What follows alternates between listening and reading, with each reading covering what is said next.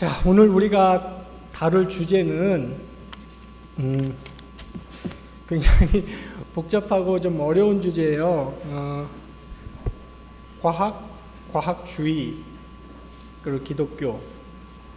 제가 굉장히 친한 친구, 그러니까 제가 아는 사람은 굉장히 많지만 친구라고 부를 수 있는, 제가 이제 51살인데 올해 친구라고 부를 수 있는 사람을 내 인생에 돌아봤더니 2명이 있어요. 근데 너무 슬프게도 2명 다 무신론자야. 교회를 안 다녀요. 근데 이제 그 중에 친한 친구 한 명이, 그 중에 한 명이 이제 그 친구도 이제 교양학부 교수인데, 이제 우리 아시겠지만 이렇게 살다 보면 누구 만나서 단둘이 앉아서 막 깊은 뭐 철학적인 얘기나 이런 얘기 할 기회 거의 없잖아요. 해봐야 그냥 야 교회 가자 그러면 아 됐어 뭐 이 정도지. 근데 그 친구하고는 유일하게 이렇게 재밌게 만나서 얘기를 하는 친구. 한 2년 전인가도 스타벅스에서 이제 얘기를 하는데, 난데없이 이제 제가 평소 때 전도는 많이 하거든요. 그러면 이제 그 친구 생각하면 저는 가슴이 진짜 아파요. 그러니까 빨리 예수 믿고 빨리 가슴이 아파요. 그래서 태신자인데, 오래된 태신자. 우리 미혼 청년 때 그 친구 경양교회 와서 새신자 7주 교육까지 받았어요. 근데 그때는 경양교회 미혼 청년 7주 교육 받을 때는 그래도 그런가?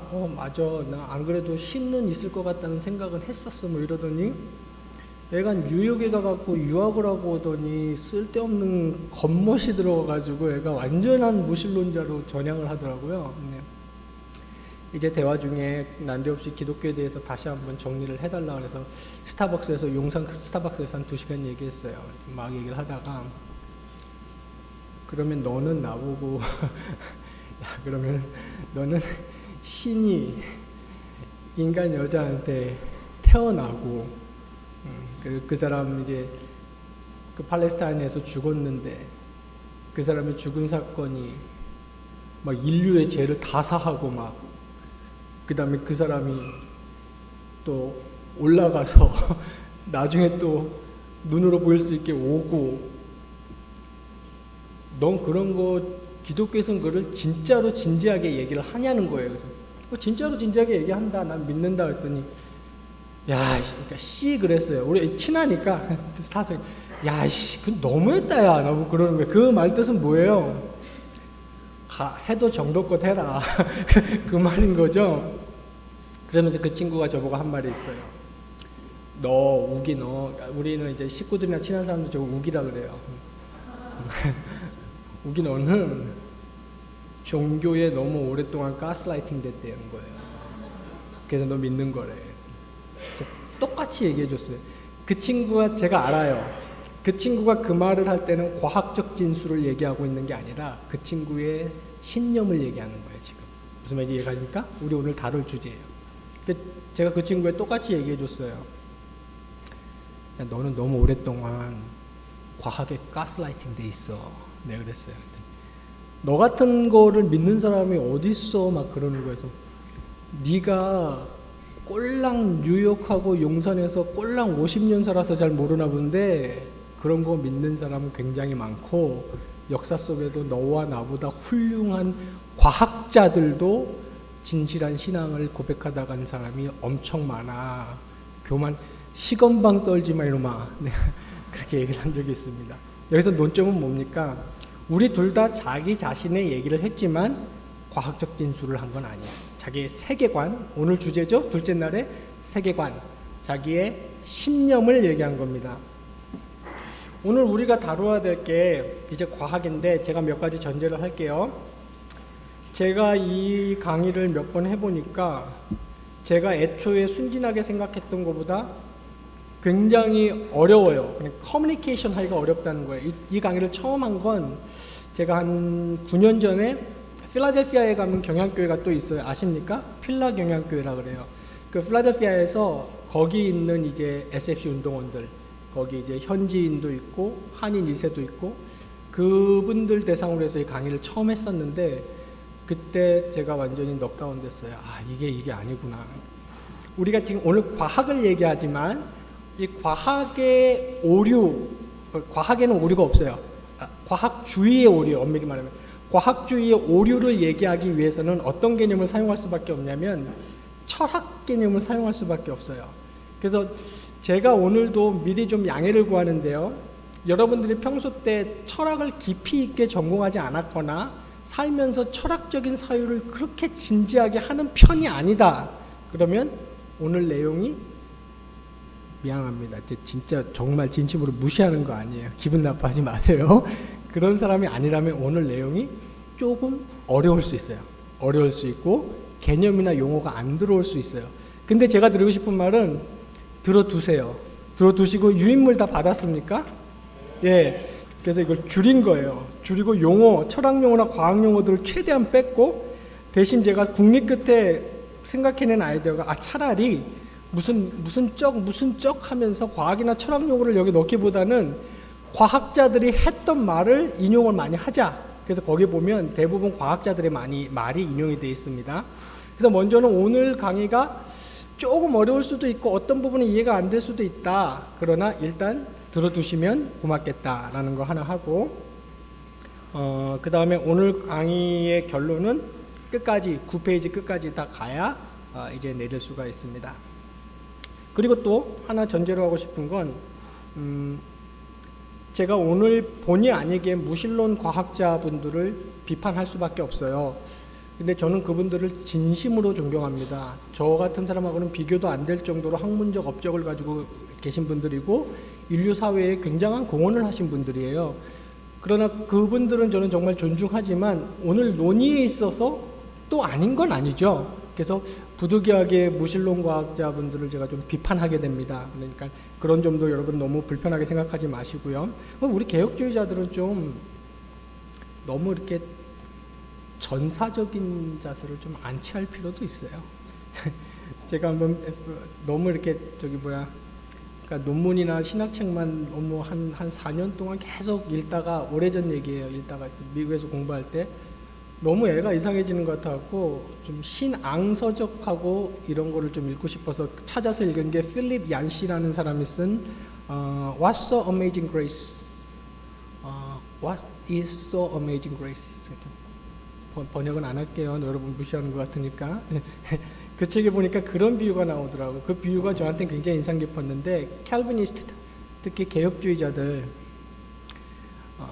제발 살충제 뿌리고 다니지 말고, 그 사람 표현은 아닌데 그 사람의 요점이에요. 근데 살충제나 퍼퓸은 나와요.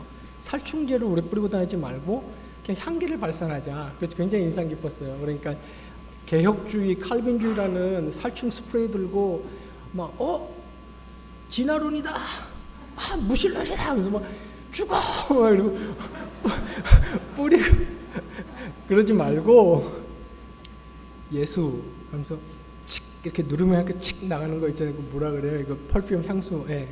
예수, 겸손, 양보, 이해, 이런 걸 우리 삶의 현장에서, 직장에서 은은하게 향기를 낼 필요가 있다.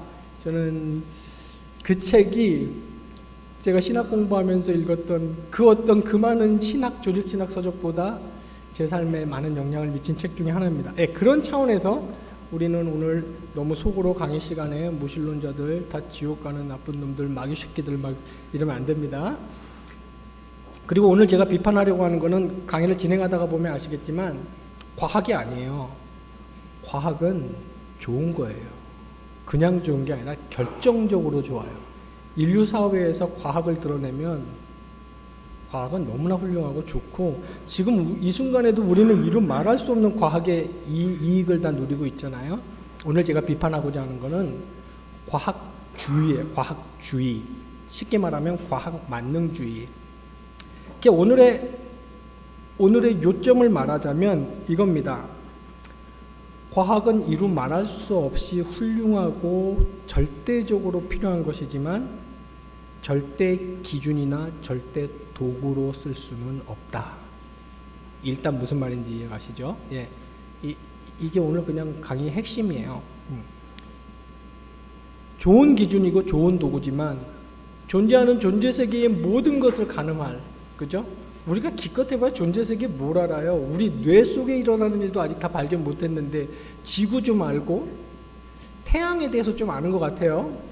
태양계가 어느 정도라는 거 알고, 그 다음에 이 존재 세계의 끝이 어딘지도 몰라요. 갤럭시가 몇 개쯤 되겠다, 이 정도 겨우 발견한 것 같고요. 그러니까 근데 이 과학이라는 유한한 도구를 들고 존재의 세계의 모든, 심지어는 진리성까지도 이걸로 다 하려고 탁 갖다 대 탁 된 다음에 여기 안 들어맞으면 허구야, 미신이야 이러면서 그러니까 절대 기준이나 도구로 사용할 수 없다는 게 오늘 강의의 주제입니다. 그리고 거기 제가 서론에 잠깐 이제 소개를 했는데 오늘 여러분이 갖고 계신 그 유인물은 다음 세 책에 있는 내용을 제가 그대로 편집한 거예요. 제 연구 결과물이 아닙니다. 저 분명히 얘기했습니다. 분명히 얘기했어요. 제 연구 결과물이 아니고 거기 서론에 있는 책 세 가지, 그러니까 존 레녹스라는 캠브리지 대학의 철학자, 수학자이자 철학자인 사람이 쓴 Can Science Explain Everything 이 책하고 J.P. 모어랜드라는 사람이 쓴 Scientism and Secularism 요 책하고 그 다음에 한국 창조 과학회라는 사이트가 있어요. 여러분 아십니까? 예. 거기 가면 이제 우리나라의 기독교인 과학자들이 모여서 운영하는 사이트에 거기 보면 이제 거의 다 대부분 우리나라 대학교의 과학 교수들의 과학과 교수들, 과학자들이죠. 그 사람들이 운영하는 한국 창조 과학회라는 사이트가 있습니다. 그 세 가지에 있는 거기 세 개에 나온 내용을 제가 그냥 편집한 겁니다. 제가 분명히 밝혀둡니다. 그리고 여기 대부분은 Can Science Explain Everything이라는 책에 나오는 내용을 제가 그대로 갖다 그냥 표절도 아니고 거의 카피 수준이라고 보시면 돼요. 예, 그래서 여러분들한테 유익이 될 것 같아서 제가 나름 편집을 해서 나눠드린 겁니다. 자, 우리가 오늘 논의를 하기에 앞서서 이 논의가 왜 필요하냐면 제가 오래전에 한 20년 전에 여기에 관심을 갖게 된 이유 중에 하나예요. 제가 이제 진지하게 신학 공부를 하려고 마음을 먹었을 때 제가 부딪혔던 게 그겁니다. 성경에 나와 있는 이런 진술들, 신이 인간의 양태가 되었다라든지 생물학적으로 죽었는데 그 생물학적인 엘레멘트, 바디 엘레멘트가 그대로 다시 살아난다. 이걸 기독교에서 부활이라고 부르죠. 다시 살아난다. 라든지 아니면은 지금 우리의 오감, 청각, 시각, 촉각의 오감에 감각될 수 없는 예수 그리스도가 나와 연합이 되어 있다. 정말 많은 기독교의 성경에 나와 있는 진술들이 가끔씩 저에게 태클을 걸었어요. 이 말은 솔직히 말해서 의심이 들 때가 있었어요. 이 진술들은 사실인가? 팩트인가? 이거 제가 진지하게 고민한 거예요. 굉장히 힘들었어요, 그때. 아니면 팩트인가? 아니면 이거는 칸트의 이론이죠. 칸트가 순수이성 비판에서 제시한 건데 실천이성 비판에서도 강조했고 팩트는 아니지만 그것을 accept하면 그것을 그대로 받아들이면 팩트인지 아닌지는 상관없다. 내 인생에 이롭다. 실천적으로 유익이 된다는 거예요. 무슨 말인지 이해가시죠? 예, 그게 제 고민이었습니다. 만약에 내가 이걸 진지하게 팩트로 받아들이지 않는다면 저는 목사가 되어서도 안 되고 목사가 될 필요도 없고, 그죠? 그냥 사람들에게 심미적 안정, 정신적 위로를 전하는 종교 스피커는 될 수 있어도 성경이 말하는 프리처, 설교자가 될 수는 없는 거죠. 그래서 저는 과학을 전공한 적도 없고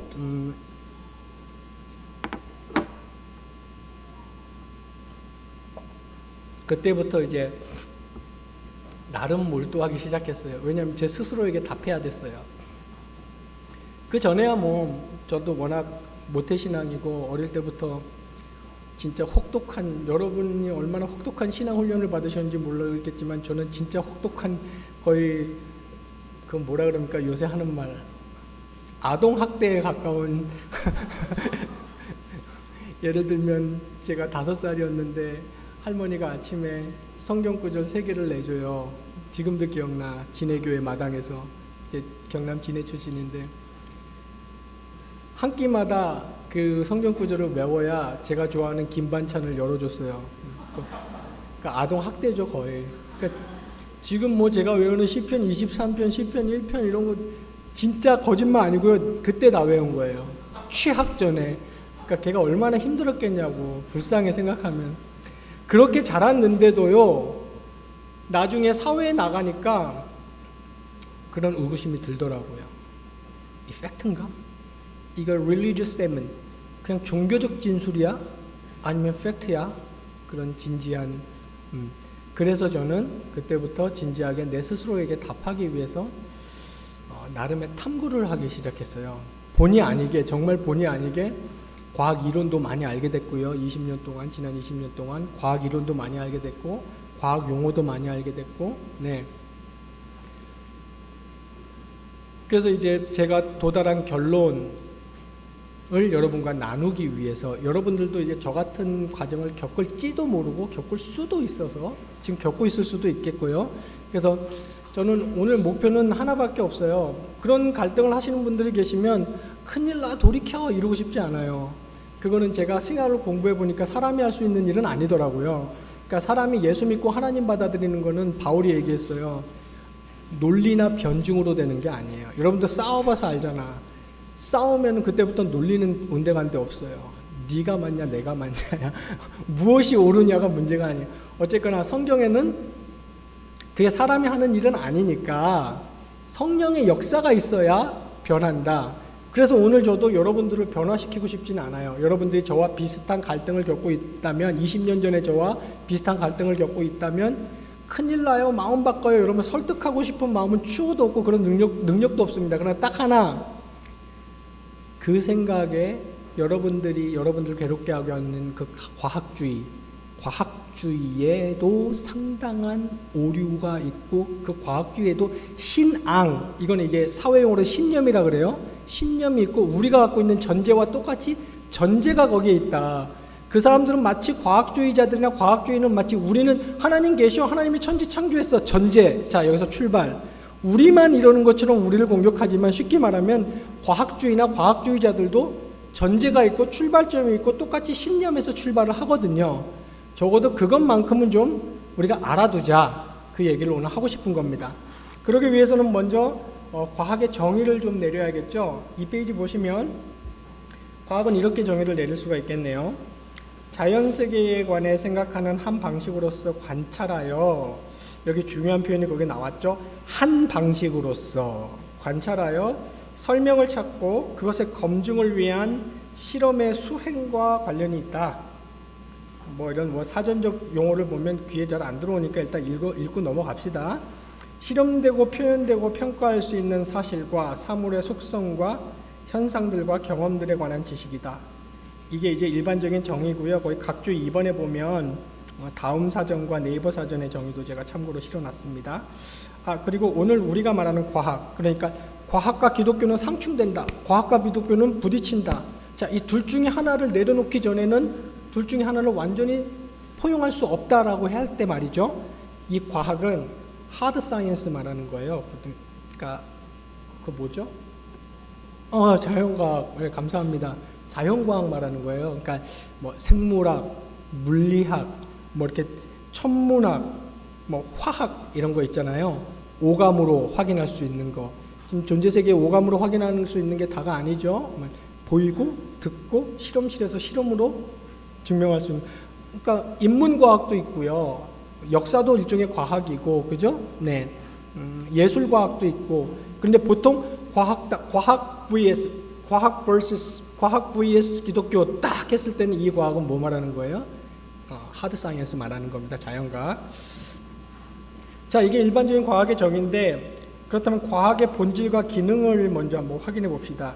여기가 중요해요. 이게 이제 첫 디딤돌입니다. 이 디딤돌을 우리가 분명히 해야 다음 논의로 넘어갈 수 있어요.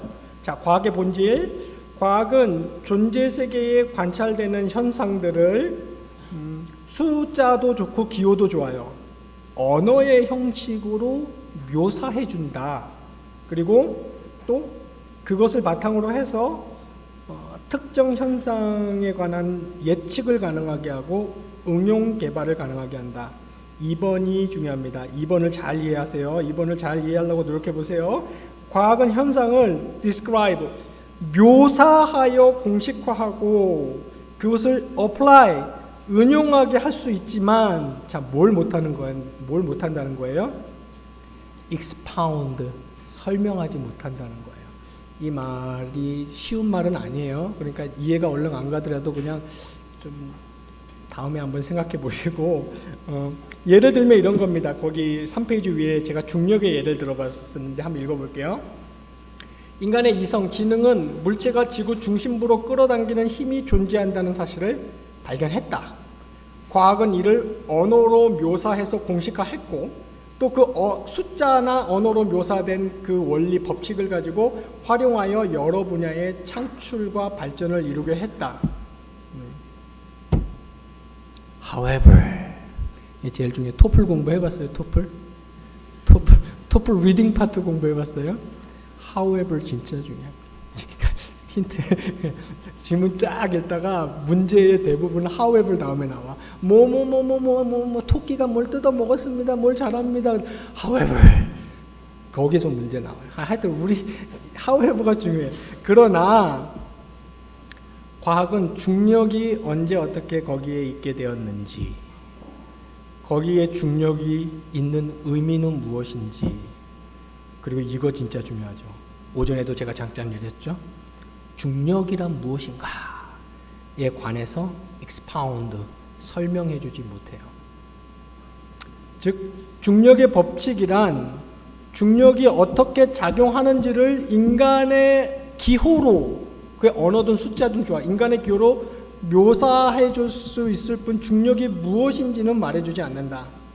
더욱이 중요한 것은 과학은 과학적 설명, 그러니까 그 묘사, 설명 자체 안에서도 완전하지 않은 경우가 많다. 우리가 이것을 일단 첫 디딤돌로 듣고 시작하는 것이 중요하고, 지금 이러한 것들은 기독교 과학자들이 정리해 놓은 진술들이 아니에요. 일반 과학자들, 이성을 사용한 과학자들이 그래서 이때 과학은 중력을 이해하는 한 방식, 중력을 말하는 한 방법일 수는 있지만 그리고 중력을 설명하는 한 가지 도구일 수는 있지만 중력이 무엇인지에 대해서 다 말해주는 건 아니라는 것. 이거 그러니까 describe하고 apply 하지만 expound 하지는 못한다는 것을 이해하는 게 굉장히 중요합니다. 자, 두 번째 보시면 3번에 그럼 과학이 전제로 하는 게 있어요. 이건 뒤에 가서 좀 더 살펴볼 텐데요. 이걸 다른 말로 하면 과학이 가지고 있는 신앙입니다. 뒤에 좀 더 살펴볼게요. 이 표현이 좀 어색하세요? 과학이 신앙을 가지고, 이 말은 과학이 과학적 방식을 얼마나 좋아합니까? 과학주의자들은 과학적 방식에서 벗어나면 진리가 아니라 그러니까. 그런데 과학은 과학적 방식으로 입증되지도 않았고 지금 입증할 수 없는 걸 신앙하면서 시작해요. 그 세 가지로 정리하면 이렇습니다. 첫째가, 뒤에 가서 좀 더 자세히 할게요. 이건 인간이 이해 가능한 법칙 같은 질서가 세계에 존재한다. 이거는 과학자들로 하여금 탐구를 가능하게 합니다. 어떤 과학자가 지금까지 accumulate 된, 쌓여있는 과학 이론과 법칙을 가지고 또 무엇을 탐구하려고 나설 거 아니에요. 지금 대학 실험실에서도, 전 세계 대학 실험실에서도 어마어마한, 여기 실험실에서 연구했거나 해보지, 그 탐구하고 있는 탐구 행위는 무엇을 전제로 하고 있는 거예요? 여전히 어떤 질서, 여전히 규칙적이고 반복되는 어떤 질서가 존재할 것이라는 것을 신앙하는 거예요. 그건 과학적으로 입증되지 않았어요. 데이비드 휴미라는 경험주의 철학자가 한 말이에요. 그 사람 그랬어요. 알라스, 저런 사람들은 내일도 이 모든 것이 그대로 존재할 것이라는 걸 어떻게 믿고 저렇게 집을 나서는가. 참 기가 막힌 말이죠. 예, 비슷한 겁니다. 두 번째, 과학이 존재하는 것, 존재하는 자연의 법칙들은 합리적일 것이다. 앞으로도 계속 합리적일 것이라는 걸 전제합니다.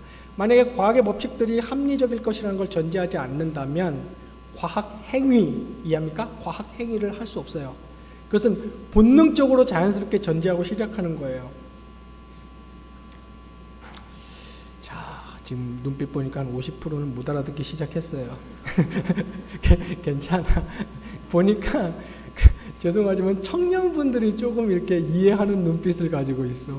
지금 대학교 괜찮습니다. 그냥 일단 들어두시면 좋겠어요. 저라고 다 이해하는 거 아니고요. 네, 존 레녹스도 그랬어. 자기도 모든 걸 간파하고 이 책을 쓰는 건 아니다. 그러니까 한번 우리 오늘 그냥 다루고 넘어가자고요. 세 번째, 과학이 전제하는, 과학이 가지고 있는 신앙 세 번째는 인간의 이성은 그 규칙성과 합리성을 이해할 수 있다는 걸 전제로 하고 있어요. 이거 기가 막힌 거예요. 이거 오늘 강의의 맨 마지막 논입니다.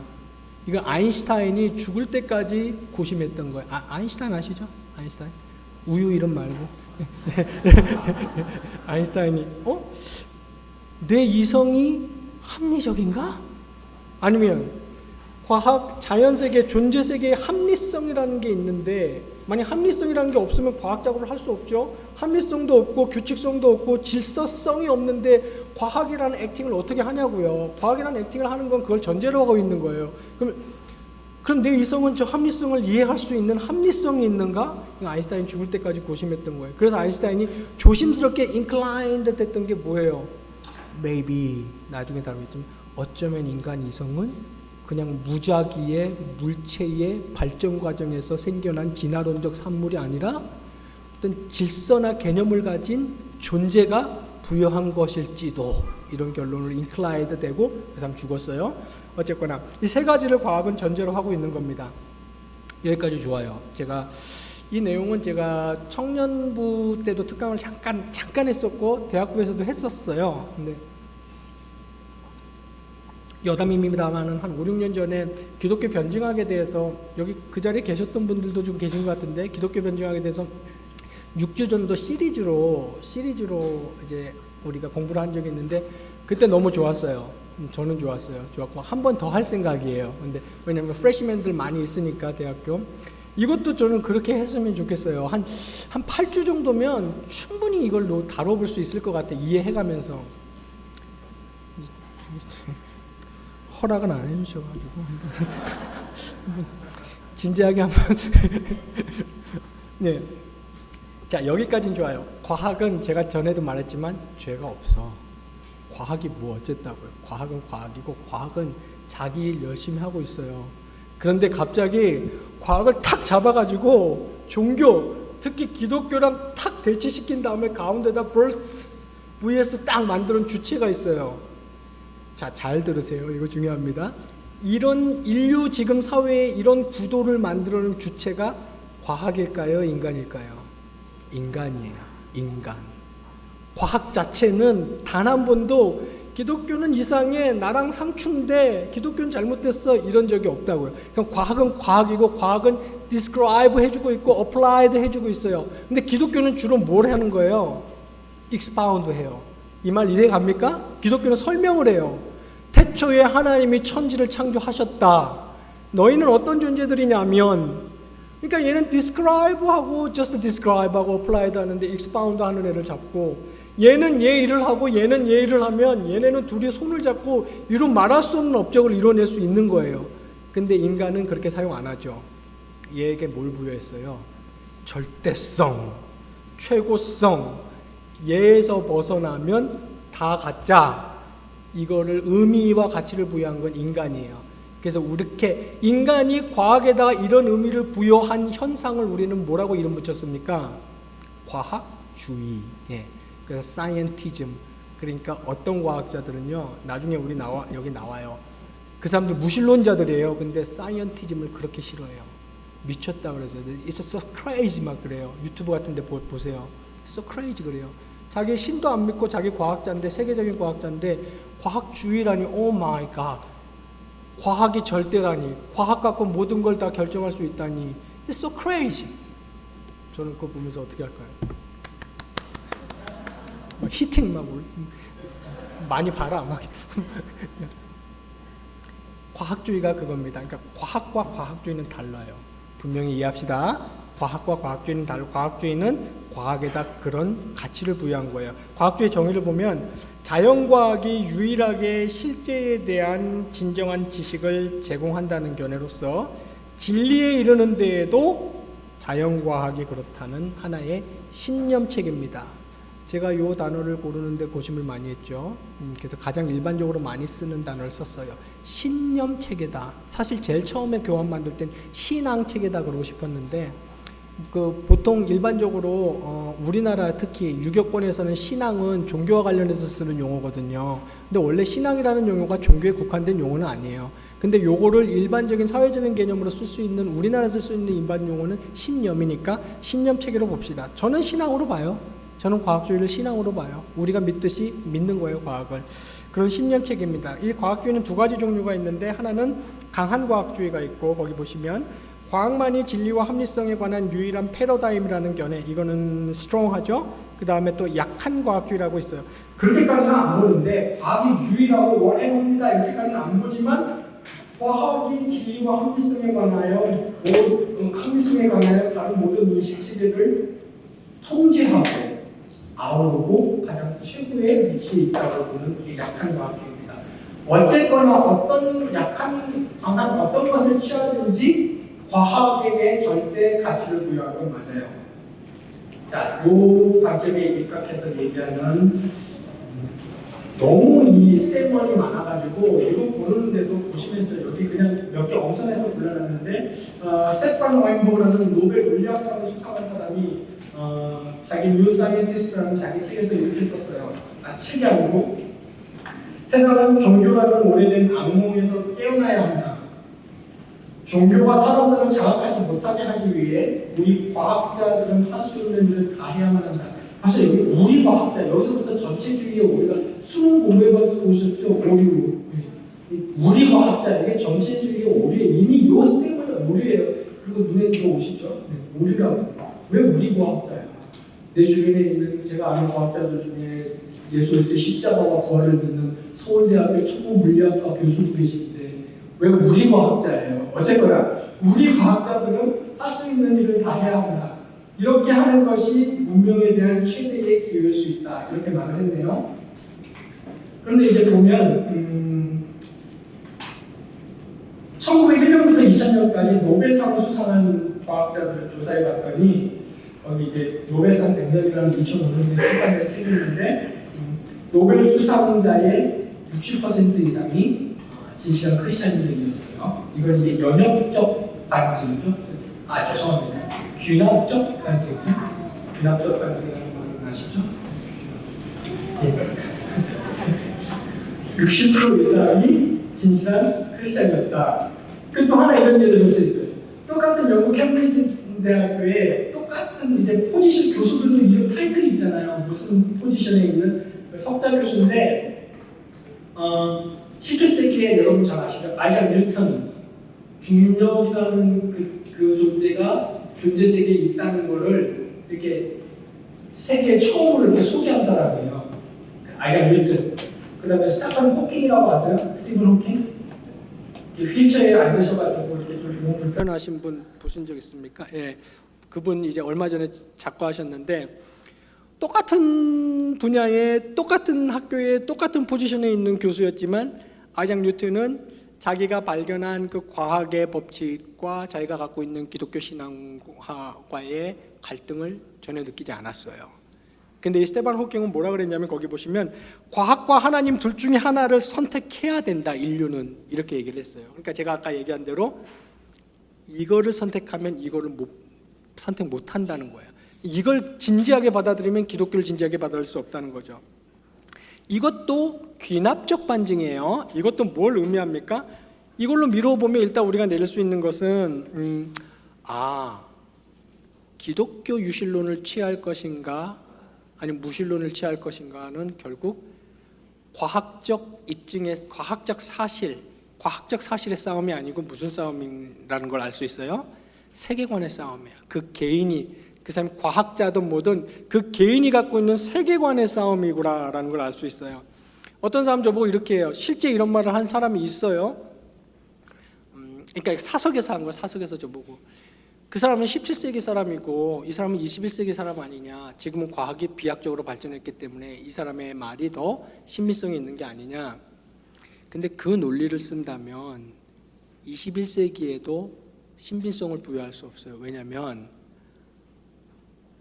이 말을 한번 잘 들어보세요. 우리 최첨단 과학 문명의 시대라고 얘기를 하잖아요.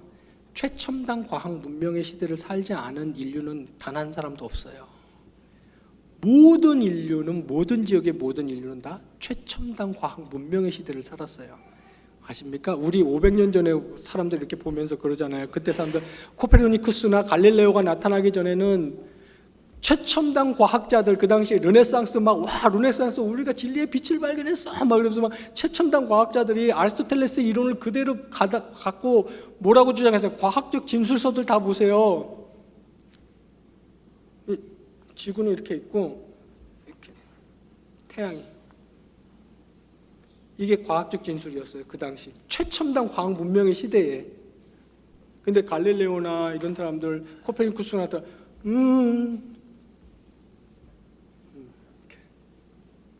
뭐라 그랬어? 이것만 해도 미쳤는데 또 뭐라 그랬는 줄 아세요? 이렇게 이것도 하면서 이것도 완전히 미친 거지. 근데 그때 500년 전에 최첨단 과학 문명의 시대에 아리스토텔레스적 위대한 진리체계 안에서 최첨단 르네상스적 과학 문명을 구사했던 사람들의 말이 틀렸어요. 그럼 또 혹시 알아요? 과학적 사고를 합시다. 우리 과학적 사고로. 그럼 지금 우리는 21세기에 살기 때문에 이들보다 낫다고 말할 수 없어요. 우리 말이 맞다고 말할 수 없는 게 또 500년 후에는 똑같은 일이 일어날 수도 있는 겁니다. 이해 가십니까? 그러니까 만약에 그런 논리를 핀다면 그것은 죄송하지만 굉장히 비과학적인 논리예요. 나중에 얘기했지만 이유가 뭔지 아십니까? 과학은 열려 있어요. 과학은 닫힌 체계가 아니에요. 과학은 여러분 잘 아시죠? 수정돼요. 보완되고 더 중요한 건 발전합니다. 이건 겸손하게 받아들여야 돼요. 자, 그리고 4페이지 보시면, 그래서 위에 보시면 과학주의, 이거 이제 자연주의, 과학주의 대표적인 형태가 자연주의니까, 과학주의는 우주가 곧 존재하는 모든 것이고 질량 에너지라 불리는 것이 우주의 근본 요소이며 인간의 정신 현상을 포함한 모든 현상을 자연의 산물로 여긴다. 이제 과학주의예요. 그러니까 인간의, 여기서 중요한 포인트는 뭐예요? 인간의 정신 현상을 포함한다는 게 중요해요. 이거 우리 기독교에서는 영적인 얘기거든요. 영적인 얘기예요. 이걸 포함한 모든 현상을 그냥 자연의 산물로 여기는 거예요. 그래서 이제 똑같은 이런 과학주의자, 물리학자 션 캐롤이라는 유명한 사람은 이런 말도 했네요. 우리 인간은 조직화된 진흙덩어리이고 인격이 개입되지 않은 자연의 패턴들의 작동을 통해 우리를 둘러싼 세계의 위협적이고 복잡한 특징들에 대해 성찰하고 흠모하고 관여하는 역량을 개발해온 존재이다. 자, 요 말 잘 들어보세요. 우리가 삶에서 찾는 의미는 초월적인 것이 아니다. 근데 저희가 늘 강조하지만 저는 이거는 받아들일 수 있어요. I think, I feel, maybe, 그런 다음에 저는 이러면 받아들이고 싶어요. 얘기를 더 하고 싶고. 근데 어떤 사람들은 피리어드를 그냥 찍어요. 아니다. 차라리 저한테 저는 신이 있다고는 생각 안 합니다. 저는 신이 있다고 믿어지진 않아요. 그거는 좀 받아들이겠는데 신은 없다. 마침표 끝. 이거는 굉장히 비과학적인 자세예요. 이 사람과 같은 거죠. 초월적인 것은 없다. 성경에 뭘로 가득 차 있어요? 초월로 가득 차 있어요. 초월적인 것이 없을 수밖에 없는 건 과학적 진술, scientific statement을 들여다보면 어떤 걸로 가득 차 있어요? 제가 아까 굉장히 강조 많이 했죠. description, 묘사하고 있고 application, 적용하고 있어요. expound 하지 않아요. 그거는 왜냐하면 오감에 갇혀 있기 때문에. 오감에 갇히는 게 잘못된 건 아닙니다. 눈으로 보이는 것, 귀로 들리는 것, 촉감할 수 있는 것, 냄새 맡을 수 있는 것, 맛볼 수 있는 것, 눈에 딱 나와서 인간의 언어로 수가 됐던 언어가 됐던 걸 표현해가지고 딱 나타낼 수 있는 것만 과학에서 다루죠. 자연과학에서. 근데 성경으로 딱 가면 그런 게 아니에요. 오케이, on the deck, 그죠? 이거 nor 아니에요. 이거 아니고 저리 가. 자, 성령, 이게 아니고 on the deck. 무슨 말인지 이해 가시죠? 네, 거기에다가 그게 다가 아니다. 그때부터 또 다른 세계를 설명한 인간의 의식 경험, 인간의 존재성, 인간의 heart, mind. 마인드가 어디 있어요, 여러분? 마인드 과학적으로 증명됐어요? 누가 이거 증명하면 대박. 제가 장담하는데 돈반석이 안 씁니다. 눈이 마인드가 어디 있어요? 마인드 과학적으로 실험실에서 증명했어요? 인간의 마인드 이거 열어봐야 헐트 있어. 헐트 심장 있겠지, 펌핑 하겠죠, 피 돌겠죠. 이거 열어봐야 뭐 있어요? 후두 마인드가 어디 있어요? 근데 인간은 알아요. 아는 정도로 확신해. 마인드가 있어요. 마음이 있어요. 카르디아. 성경 그 얘기예요. 그 얘기. 너희 카르디아 중심에 그 얘기를 하는 거예요. 마찬가지예요. 사랑. 저는 우리 집에 우리 아들한테 미안하지만 전 딸을 너무너무 사랑해요.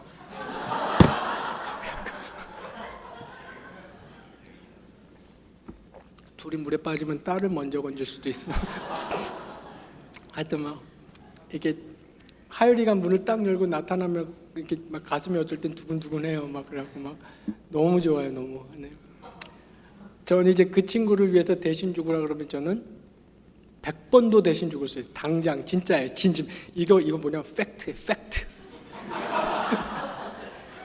그 truth, 진심. 근데 갑자기 과학주의자가 내 앞에 딱 나타나더니 really? Prove it. 증명 못해요. 어떻게 증명할까요? 여러분 증명할 수 있어요? 여러분 부모나 형제자매 실험적인 방식으로 증명할 수는 없어요. 그럼 증명 안 된다고 해서 과학이라는 틀 안에 안 들어가네? First 거짓말하지 마. 저보고 그럴 수는 없어요. 왜냐하면 존재하는 존재 세계는 요 몇 센치 안 되는 과학이라는 자 갖고 다 다룰 수 있는 게 아니에요. 그 얘기를 어디서 한다는 거예요? 지금 성경에서 한다는 거예요.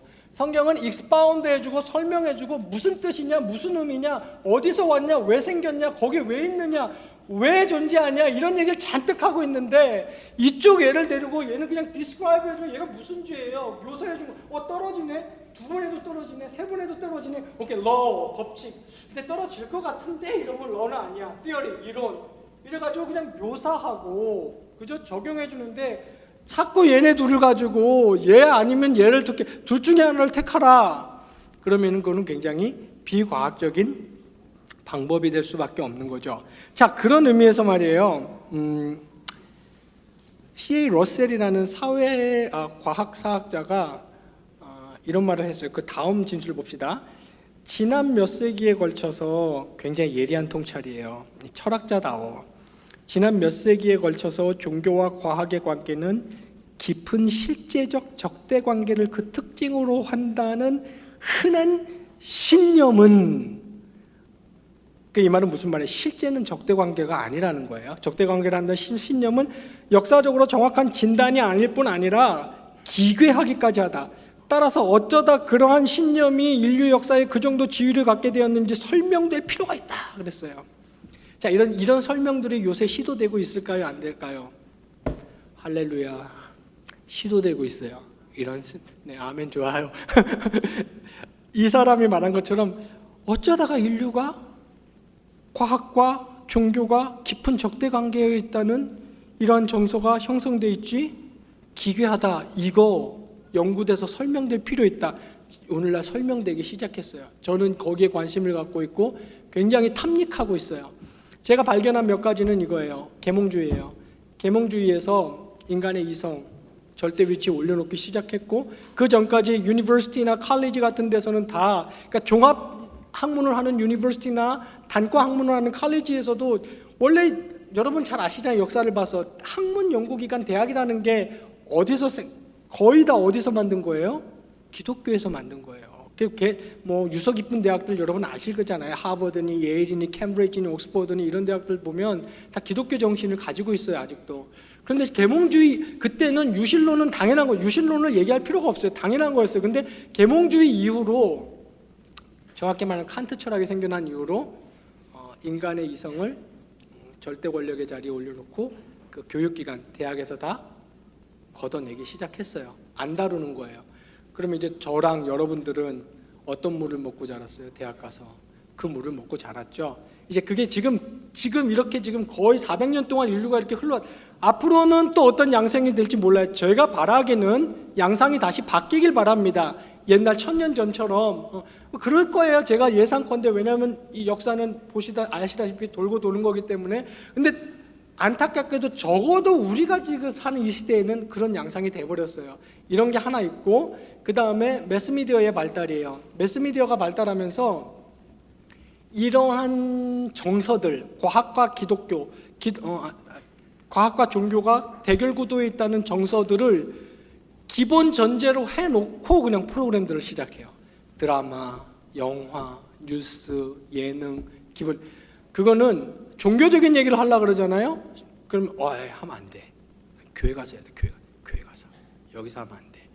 그런 정서를 매스미디어가 좋은 건 아니야. 옛날에 속이 편했죠. 일본에서 쓰나미 나와서 몇 명이 죽었는지 어떻게 알아. 근데 요새는 1초 만에 날라와. 몇 명 죽었다고 뭐 이거 하나 꺼내서 열면 다 보여요. 어쨌거나 그런 게 지금 그런 논의들이 활발하게 이루어지고 있습니다. 이 사람의 말이에요. 그건 설명될 필요가 있어요. 맞아요. 그게 과학적으로 그렇게 대결 구도에 있다는 게 입증되지도 않았는데 어떻게 그렇게 진리처럼 전제가 됐냐. 적어도 우리 사는 이 시대에는 그래요. 앞으로는 안 그렇게 되길 바랍니다만은 그래서 설명될 필요가 있습니다. 자, 그래서 세 번째 논의는 보시면 과학주의와 관련하여 알아들어야 할 사실들을 제가 두 가지로 전제해 봤습니다. 그래서 말인데요. 이 사실을 우리는 알아둘 필요가 있어요. 지금까지 그냥 간략히 정리한 이 개념들을 바탕으로 과학주의의 주장은 과학적 사실이 아닌 하나의 세계관이다. 이걸 우리는 분명히 할 필요가 있어요. 그러니까 과학이 아니에요. 다시 말하지만 과학주의의 주장을 말하는 겁니다. 과학은 진리와 합리성을 설명하는 훌륭한 한 방식이며 유일하거나 최고의 방식은 아니다. 즉 과학이 진리에 이르는 유일한 길은 아니라는 것. 또 두 번째는 과학은 과학주의의 주장이 사실이라는 과학적 입증을 하지 못했다는 점. 이 말도 이해 가시죠? 네.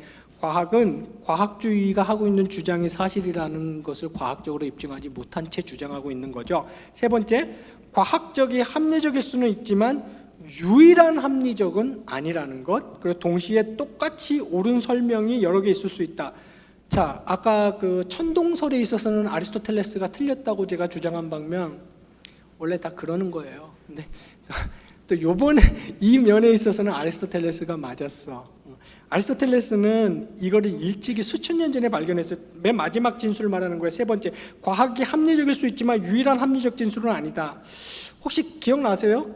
아리스토텔레스의 네 가지 원인, 진료인, 형상인, 목적인, 네, 하여튼 있어요. 아리스토텔레스가 수천 년 전에 그 얘기를 했어. 그러니까 예를 들면 이런 거죠. 거기 제가 예를 들어놨는데 신승욱의 자동차는 지금 왜 움직이는가?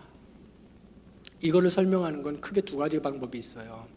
하나는 진료인이에요. 아니면 형상인으로도 할 수 있고.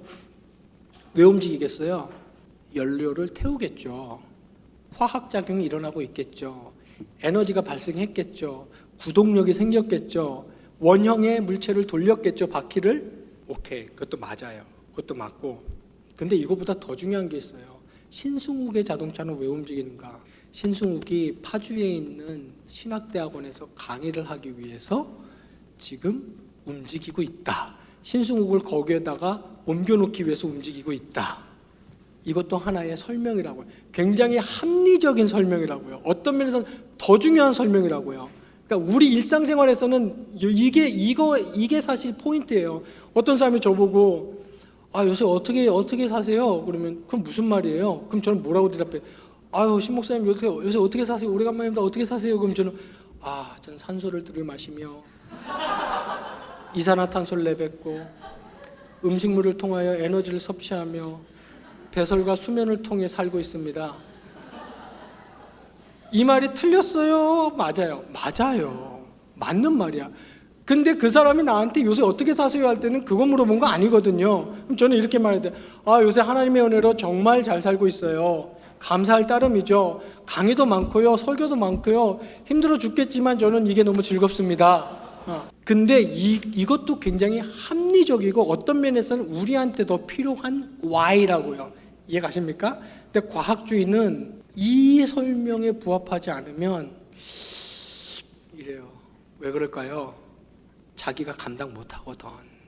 자기가 인간의 의식 경험이니 마인드니 스피릿이니 그 다음에 부활이니 신존재 디바인 빙이 휴먼 빙이 되었다느니 이런 거를 자기는 감당을 못하거든요. 그러면 깨끗이 손 띄면 되잖아요. I give up 한 다음에 공을 어디로 토스해야 돼요? 합리적으로 종교 기독교에다 공을 토스해야죠. 요거 설명한 사람이 누군지 아세요? 하여튼 엘빈 플란팅가라는 지금 노럴데임 대학의 철학과 교수인데 그 사람이 이런 비유를 들었어요. 이렇게 길이 있어요. 요거 이제 존재색입니다.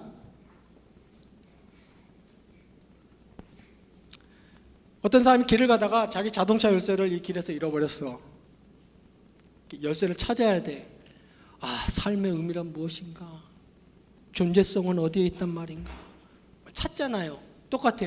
내 키는 어디에 있단 말인가? 그래서 찾는 거야. 그게 의미예요, 키가. 근데 여기 가로등이 하나 있어요. 이 가로등의 이름이 뭐예요? 과학이에요. 그런데 이 가로등은 한계가 있어. 어떤 한계가 있어요?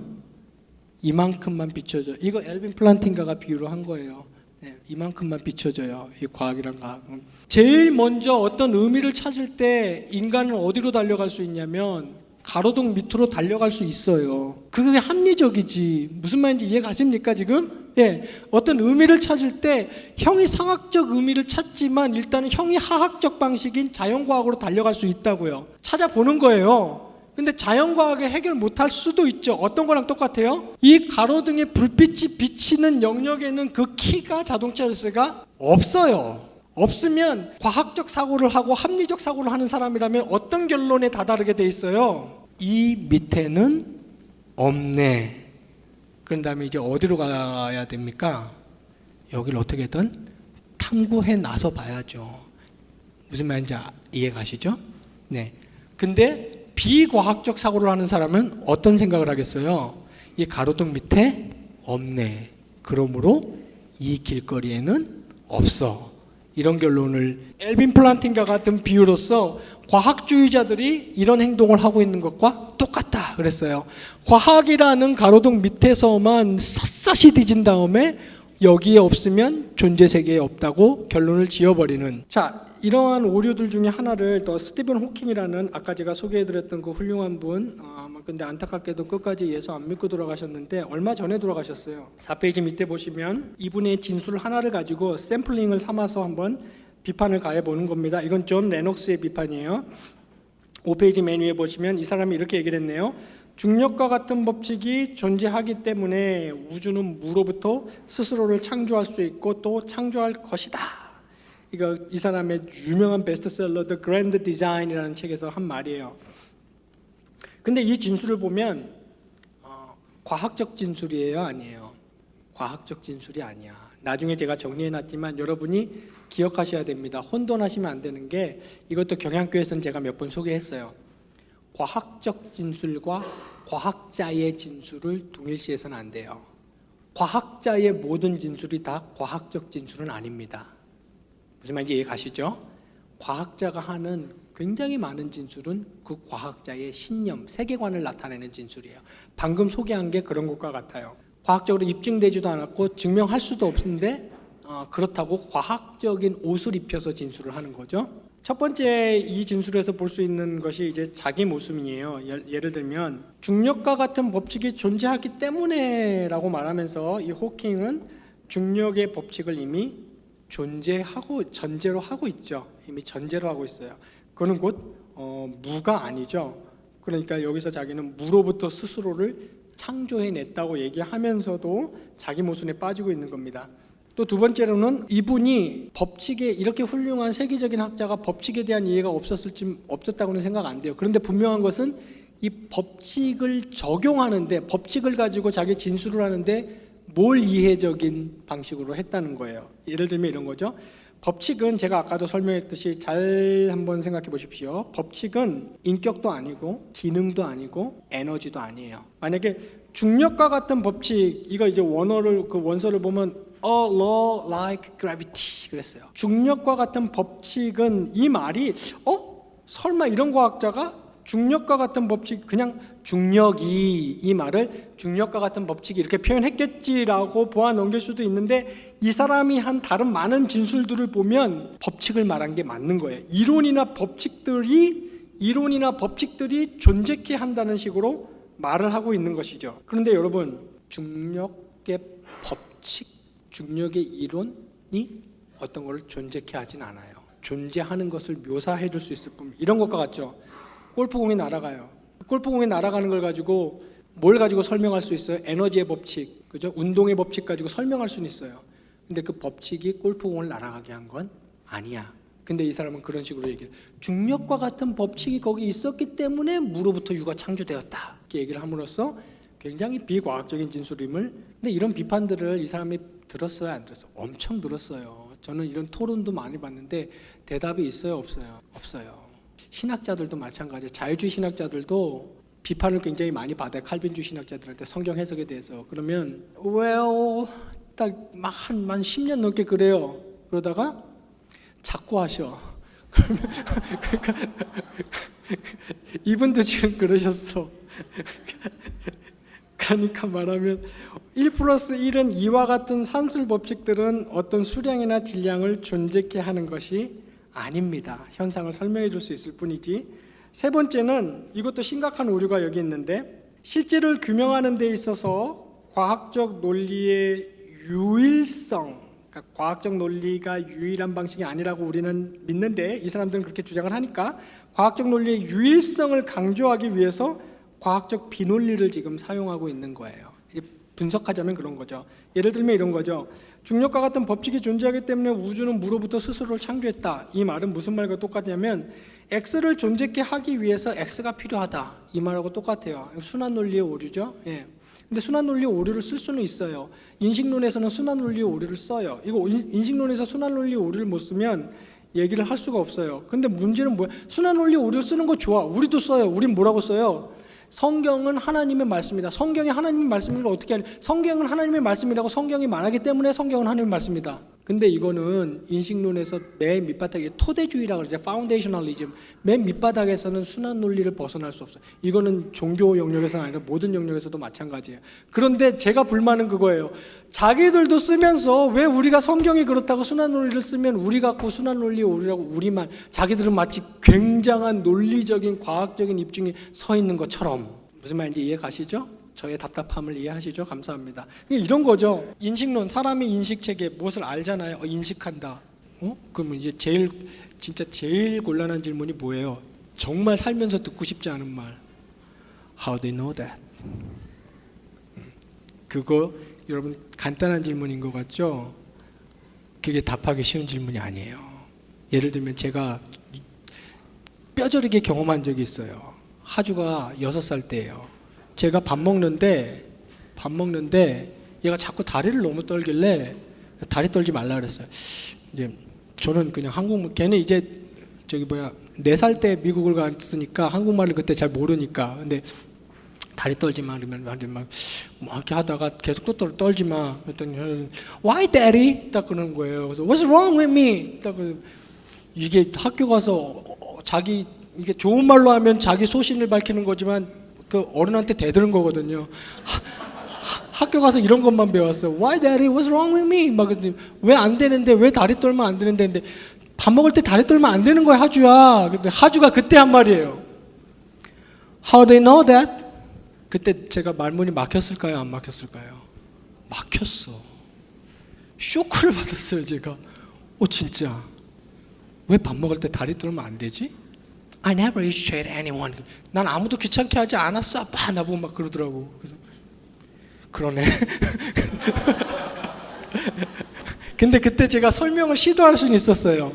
무슨 설명이냐면, 봐봐, 우리 사회가 갖고 있는 정서라는 게 있어. 한국 사람들의 정서는 식사 때 다리를 떨면 불편해지는 정서가 있어.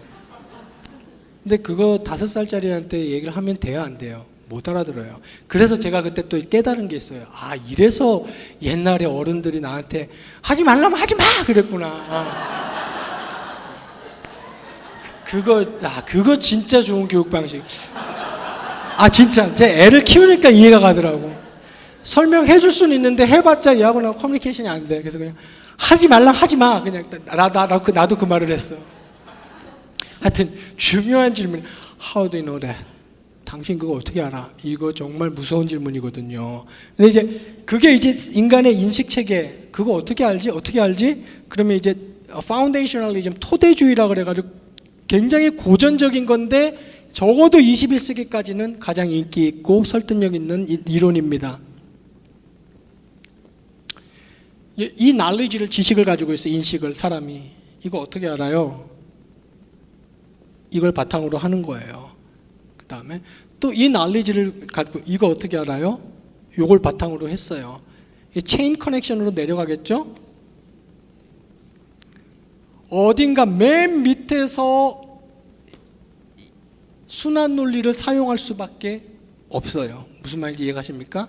얘가 최고의 권위고 최저의 권위고 가장 토대가 돼.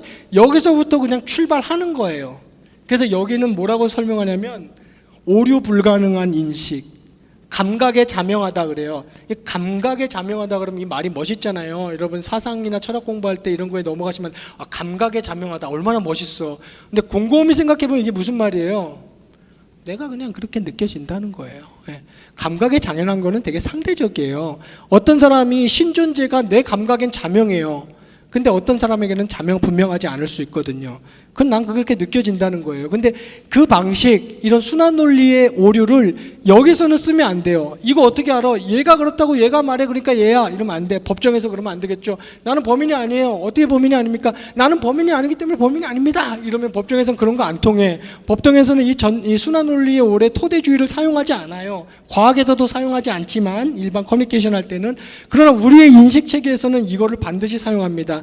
예를 들면 진화론에 관한 논문들이 얼마나 많습니까? 그런데 진화는 사실이다라는 것이 입증됐어요? 안 됐어요? 안 됐죠. 네. 여러분 학교에서 너무 많이 이렇게 가스라이팅 돼가지고 아까 내 친구가 말한 것처럼 진화가 마치 입증된 사실인 것처럼 생각하시면 안 됩니다. 진화는 21세기 현재 가장 인기 있는 무신론적 창조 이론이에요. 발생 이론. 무슨 말인지 여러분도 잘 아시겠지만 거기에 미싱 링크가 굉장히 많아요. 그래서 우리 보고 그러잖아요. 이 미싱 링크를 이해하는데 그래서 God of Gap이라고 들어봤어요? 간격의 하나님. 그래갖고 과학으로 설명 못하면 기독교인들은 무조건 거기다 하나님 집어넣어가지고 뭐 섭리니 뭐 어쩌니 그런다고 비판받는데 그건 자기들도 마찬가지거든요. 어쨌거나 예를 들면 그런 거죠. 진화는 사실이 아니야. 입증해봐.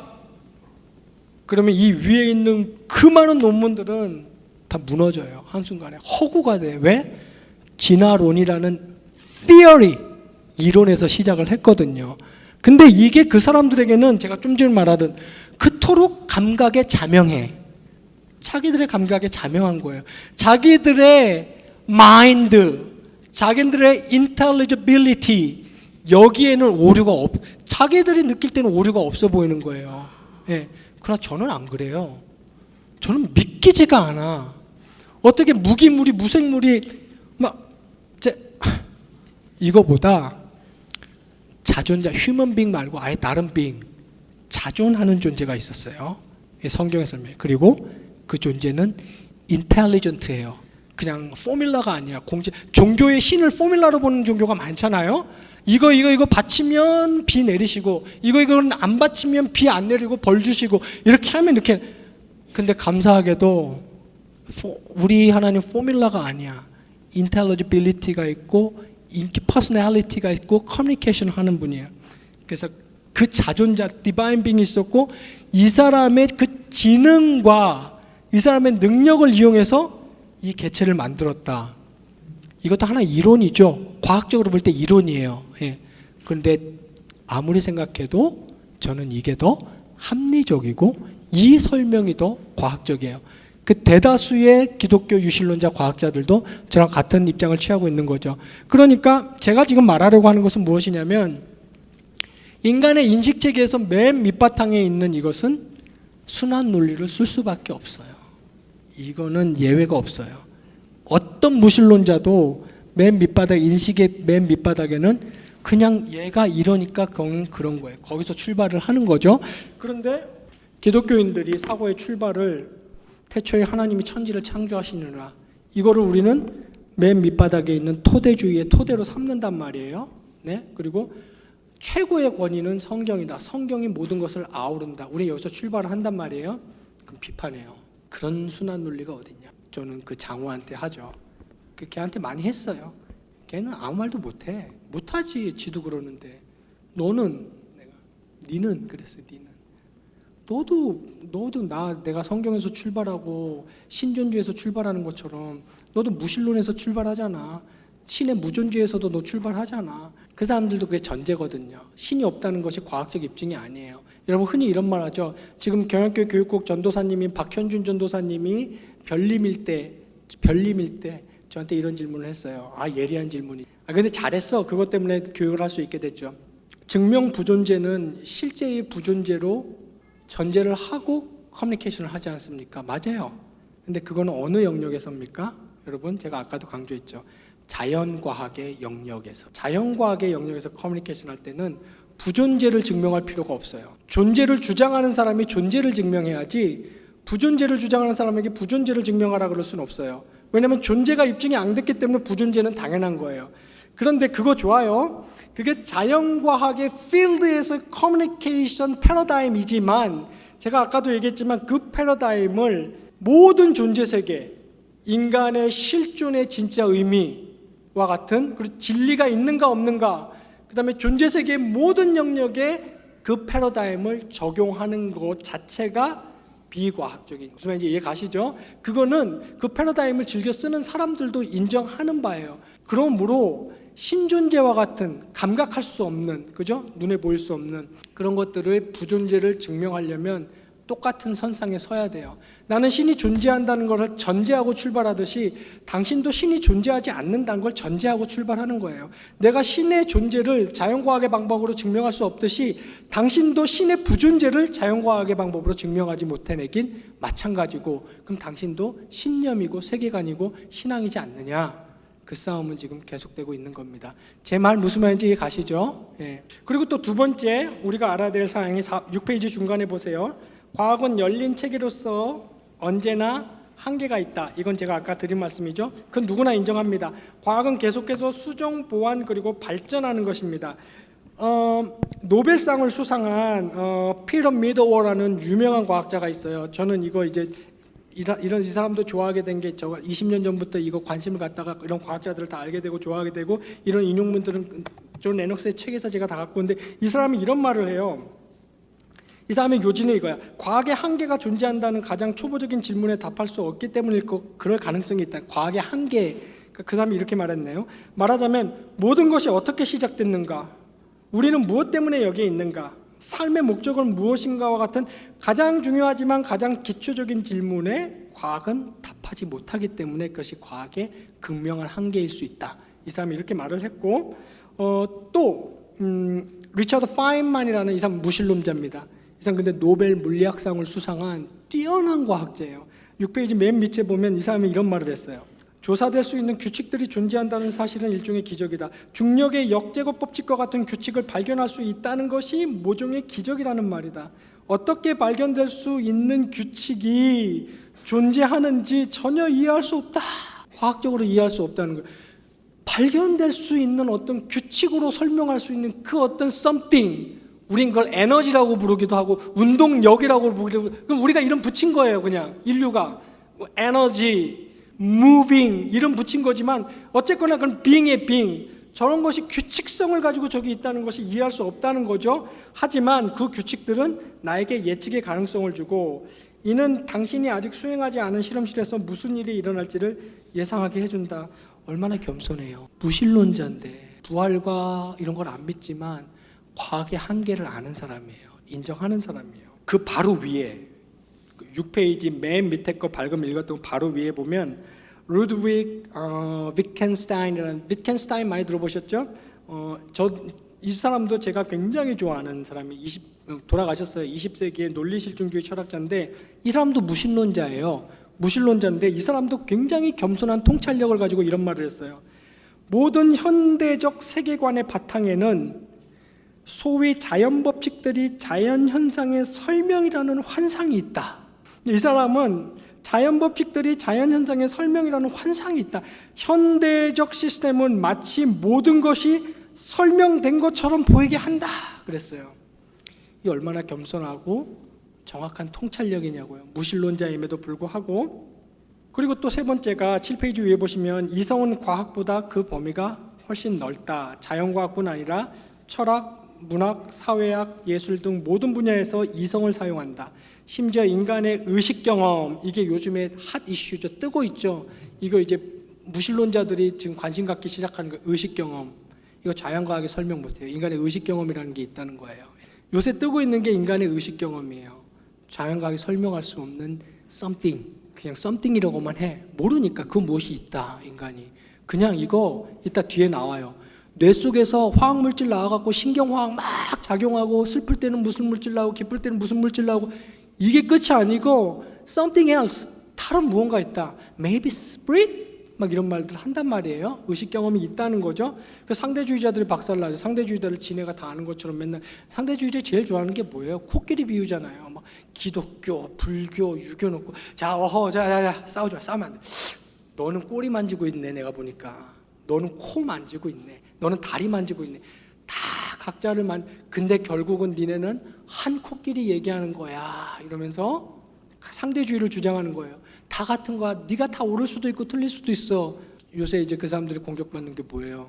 니는 어디 만지노? 무슨 말인지 이해 가십니까?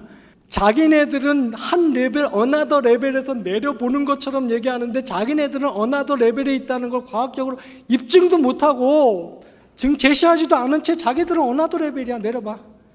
기독교, 거의 코 만지고 있네. 유교랑 똑같은 종교야. 결국은 한 코끼리입니다. 싸우지 마세요. 상대적입니다. 제가 볼 때는 그 사람이야말로 코끼리 발톱 정도 하나 더듬고 있어요. 제가 볼 때는 오히려 성경이 위에 있어. 어나더 레벨이야. 근데 지네가 자기 스스로에게 성경의 권위를 부여했어요. 어쨌거나 이건 여담입니다. 자, 네 번째가 자연과학의 세계와 같이 오감으로 파악되는 세계가 존재의 전부는 아니다. 그죠? 이건 여러분 잘 아시죠? 좀 전에 제가 사랑도 거기 보시면 어떤 면에서 오감으로 확인할 수 없는 존재들이 더 중요하다. 인류가 여러분 진짜 핵심적으로 사용하고 있는 것들이 있어요. 개념들이에요. 보이지 않아요. 증명되는 게 아니야. 뭐냐면 사랑, 아까 제가 제 딸을 사랑하는 거, 정의, 옳음, 틀림, 죄, 공정, 이런 것들은 인간의 감각으로 증명하거나 다룰 수 없는데도 불구하고 인류는 알아요.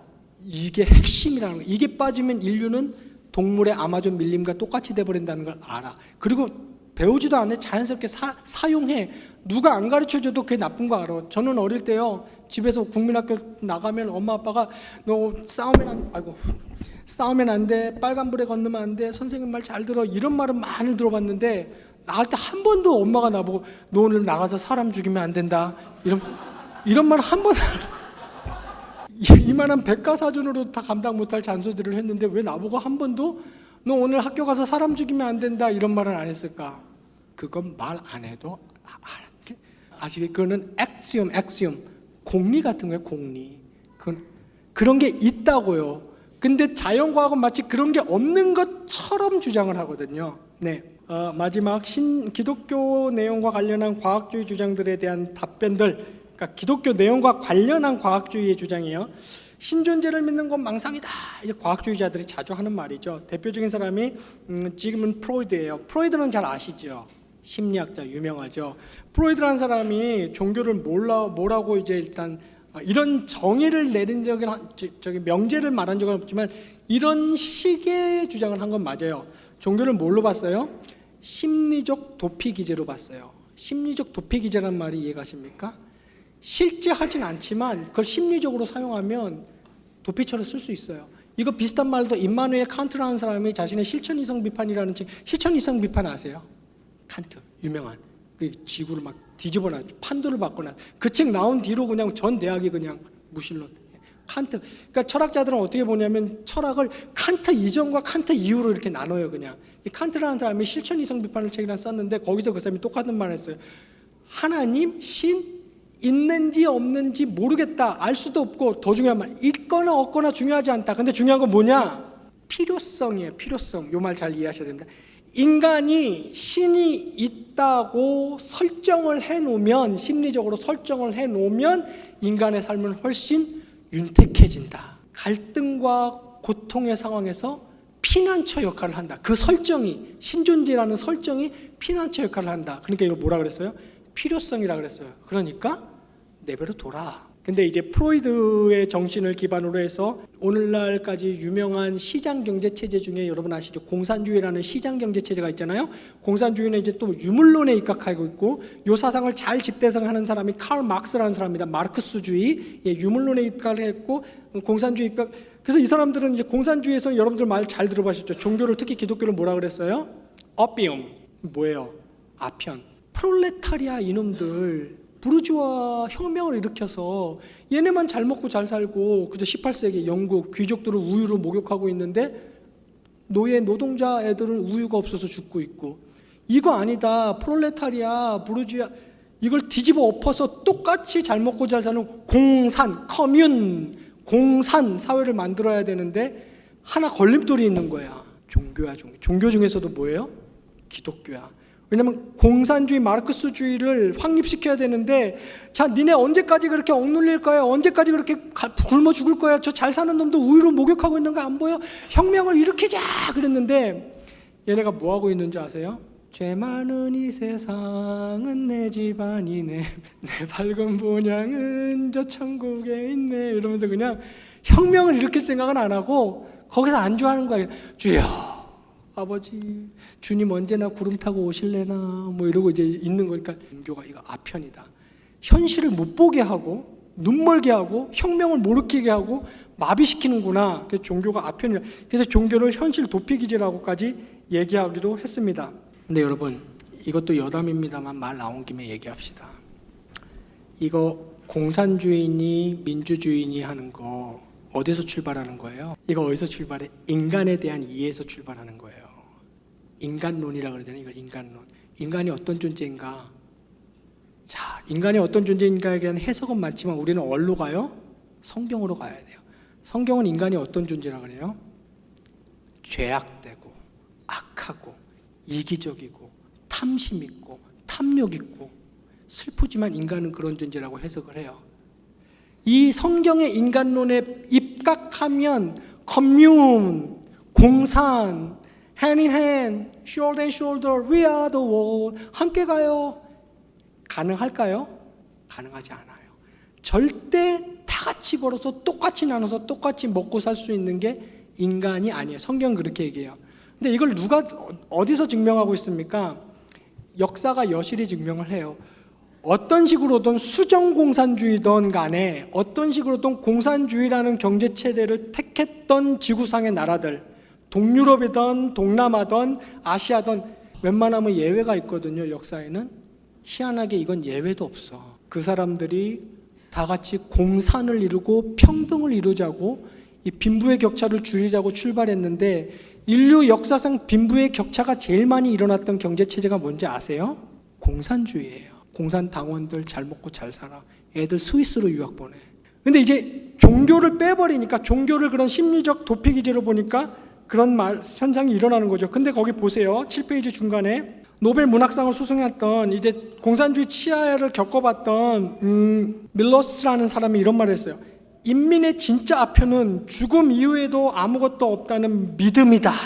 그러니까 이 사람도 죽음 이후에 내세 같은 건 없다는 게 공산주의고 이제 무신론인데, 그걸 뭐로 본 거예요? 이 사람은 여실히 경험적으로 깨달은 거예요. 그건 믿음이다.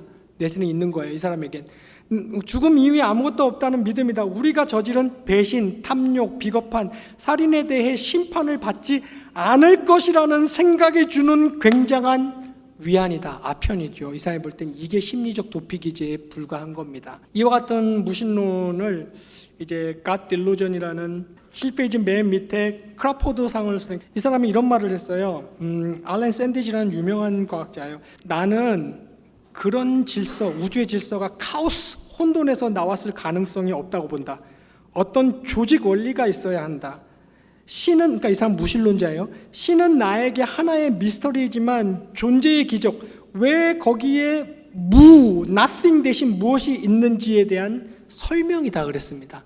그러니까 이 말은 무슨 말이에요? 이 사람은 유신론자가 아니에요. 무신론자이지만 왜 아무것도 없고 무언가 있지? 왜 something이야? 이걸 생각했을 때 이 사람은 무신론자이지만 이거에 대한 합리적 대답, 과학적 대답이 적어도 이 무신론자에게는 뭐였던 거예요? 빅뱅 티어리보다는 기독교 유신론, 신 존재였던 거. 나는 신을 인격적으로 믿진 않지만 차라리 신 존재가 나에겐 더 합리적인 대답이다. 이 얘기를 했던 겁니다. 8페이지 위에 보시면 리차드 도킨스라는 God Delusion, 우리나라에도 번역됐어요. 망상이라는, 신이라는 망상. 저는 이제 이 책을 미국에서 읽어봤는데 저는 진짜 실망했어요. 되게 겁을 먹고 읽었어요. 너무 유명하길래 뭐 캠브리지 대학의 세계적인 생물학자가 쓴 무신론을 입증하는 어마어마한, 그래서 아마존에서 사다가 읽어봤는데 정말 죄송하지만 제가 이제 기독교 유신론자라서가 아니라 너무 실망했어요. 제가 이 책을 열 때 겁먹었다는 이유가 그거예요. 혹시 이 책에서 진짜 신이 없다는 과학적, 생물학적 증거를 이 사람이 제시하고 있는 건가? 아마존에서 선전은 그런 식으로 했거든요. 거기 보면 뭘로 가득 차 있냐면 과학적 증명이 아니라 이 사람의 무신론적 세계관의 진술로 가득 차 있어요. 저는 진짜 실망했어요. 세계적인 생물학자면 과학적 증거를 댈 줄 알았어요, 저는. 네. 하여튼 이 사람하고 둘이 친하대요. 사석에서는 밥도 자주 먹는데, 똑같은 캠브리지 대학에 존 레녹스라는 수학자가 있어요. 지금은 석좌 교수. 두 사람 다 살아 있어요. 그리고 두 사람 다 지금 이제 학계를 주도하는 인물인데, 이 존 레녹스도 하필 칼비니스트야. 그래가지고 이 사람은 수학자인데도 불구하고 기독교 변증에 앞장서는 사람이거든요. 거기서 나왔던 진짜 대사예요. 도킨스가 The universe created us. 존재 세계가 우리를 창조했다. 근데 레녹스가 한 말이죠. You believe the universe created you? So who created your creator? 그럼 너의 창조자는 누가 창조했냐? 이거 굉장히 잘 생각해 보세요. 지금 시간이 없어서 제가 설명을 안 할게요. 이거 굉장히 엄청난 대화가 지금 오간 거예요. 근데 그 괄호 속에 있는 말은 뭐냐면, 괄호 속에 제가 읽어볼게요. I've been waiting more than 10 years for an answer to that. None has been forthcoming. 나는 지금 10년 넘게 그 대답을 기다리고 있는데 아직까지 안 왔다. 그랬어요. 이건 이제 이 사람의 책, Can Science Explain Everything이라는 책에서 쓴 말이에요. 그처럼 이와 같이 기독교 무신론은 이 정도로 신념체계, 세계관의 체계이다. 자, 이 말을 한번 들어보실랍니까? 만일 기독교 유신론을 가지게 된 것이 합리적 근거에 의한 것이 아닌 환경적 요인에 따라 믿도록 강요된 것에 기인한다고 주장한다면 이는 무신론에도 적용될 수 있다. 왜냐하면 이런 사람들이 많이 듣는 비판이 그거거든요. 당신은 텍사스에서 기독교 신앙을 가진 부모 밑에서 태어나서 그런 환경에서 자랐기 때문에 그런 신앙을 가지게 된 거야. 레녹스가 똑같이 얘기했어요. 더킨스에게. 당신 어디서 태어났느냐? 어디서 태어났다? 당신 부모는 엄마는 무신론자고 아빠는 자연신론자래요. 커봐라. 그건 당신도 마찬가지다. 그 논리를 나한테 필 거면 당신한테도 그 논리를 펴라. 당신이 실제 하는 신을 안 믿게 된 이 슬픈 현실은 당신이 그런 환경에서 태어났기 때문이라고 말한다면 당신은 받아들이겠느냐? 이제 그런 얘기를 한 거죠. 그래서 8페이지 중간에 보시면 과학은 신앙을 요구하지 않는다는 주장도 틀린 주장이다. 자연주의적 무신론자들의 주장과는 달리 무신론과 과학 모두 신앙을 내포하고 있고, 무신론은 하나의 신념체계이고 과학은 믿음이 없이는 수행될 수 없다. 거기 제가 바로 밑에 보시면 폴 데이비스라는 물리학자가 이런 말을 했네요. 과학은 과학자가 어떤 본질상 신학적인 세계관을 채택할 때만 전진할 수 있다. 여기서 말하는 신학적인 세계관이라는 게 뭐 기독교 신학만을 말하는 게 아니에요. 기독교 유신론이 아니라도 좋아요. 신학적인 사고방식을 말하는 겁니다. 과학자가 어떤 본질상 신학적인 세계관을 채택할 때에만 전진할 수 있다. 가장 무신론적인 과학자라도 적어도 부분적으로나마 우리에게 이해 가능한 법칙 같은 질서가 자연 속에 있다는 것은 an act of faith, 믿음의 행위로 받아들인다. 이 사람의 말이 맞아요. 또 비슷한 말, 존 폴킹이라는 사람이 밑에 과학은 물리적 세계에 대한 이해 가능성을 설명하지 않는다. 과학의 기초가 되는 faith, 믿음의 일부이기 때문이다. 아까도 우리가 확인했던 거예요. 일단 과학을 시작할 때도 신앙에서 출발을 한다는 거죠. 마지막 이성에 의존하는 실제에 대한 참된 설명, 이성에 의존하는 실제에 대한 참된 설명. 이거 굉장히 복잡하고 어려운 개념입니다. 마지막으로 힘을 내서 집중해서 한번 해봅시다. 자, 9페이지 맨 위에 보세요. 이건 마지막 페이지입니다. 실제 우리가 다루는 본론의 마지막 페이지. 그러니까 이성은 우주를 창조하지 않았죠. 이건 당연하죠. 그리고 우리는 어떻게 이성에 의해서 실제 하는 것들을 옳게 이해할 수 있다고 단정 지을 수 있는가. 이거 과학자들을 괴롭혔던 철학적 문제죠. 우리는 어떻게 이성에 의해서 실제 하는 것들을 옳게 이해할 수 있다고 단정 지을 수 있는가. 아까 제가 말씀드렸던 아인슈타인 바로 밑에 인용해놨습니다. 아인슈타인이 이런 말을 했어요. 세계에 대한 가장 불가해한 점은 그것이 이해될 수 있다는 거다. 그 밑에 보시면 다윈이 한 말이에요. 이건 이제 윌리엄 그레임이라는 사람한테 그 당시 편지를 보냈던 건데 캠브리지 대학에 보관되어 있답니다. 나에게 항상 무서운 의심이 들곤 하는데 이 말이 중요합니다.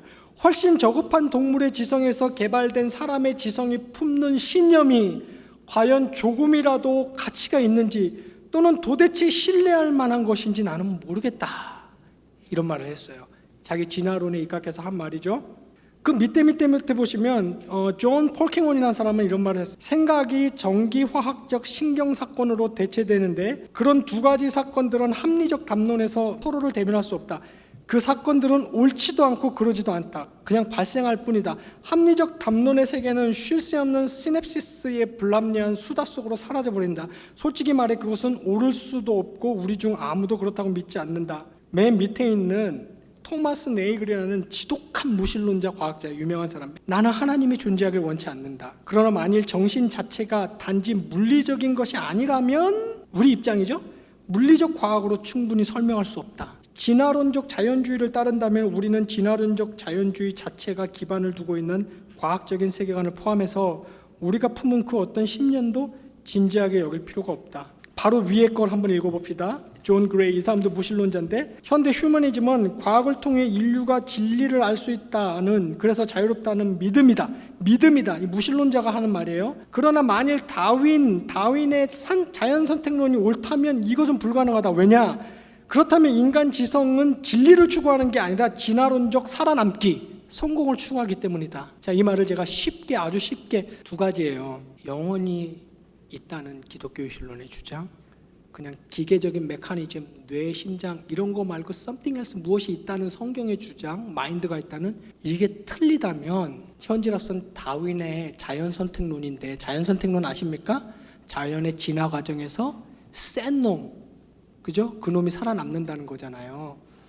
이게 아니라면, 기독교 신론이 아니라면 이거란 얘긴데, 그렇다면 두 가지 심각한 문제가 있다는 거예요. 그 중에 하나가 뭐냐? 인간의 뇌 속에서 일어나고 있는 일들. 지금도 여러분과 우리 속의 뇌 속에서 엄청난, 지금 뇌를 안 쓰면 이 자리가 있을 수가 없는 거잖아요. 저도 뇌를 사용하고 있고, 이 인간의 뇌 속에서 일어나는 일들은 단순한 화학신경 작용일 뿐이라는 거예요.